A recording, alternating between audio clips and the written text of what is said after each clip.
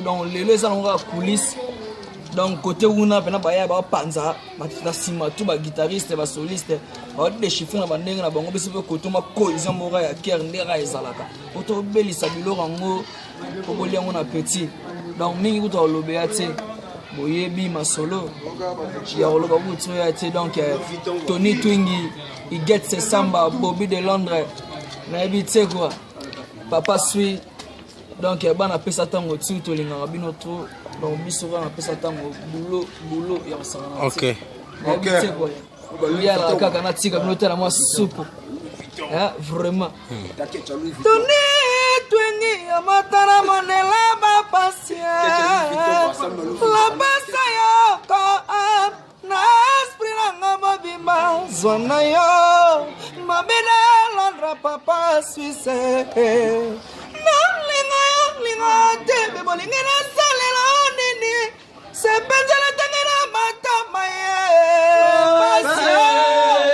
linga kano nala komu ya basa majesté linga kanwe nala komu ya basa majesté dikape na bayambela na binela yo na bayambela na binela yo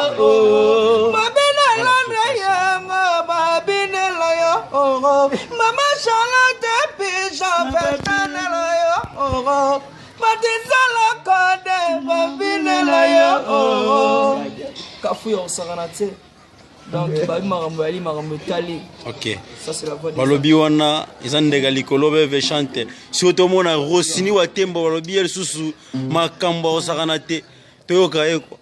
Je salue pour ça Ibrahim Yansambe Nzambe na nyonso Mama Charlotte Pigeon.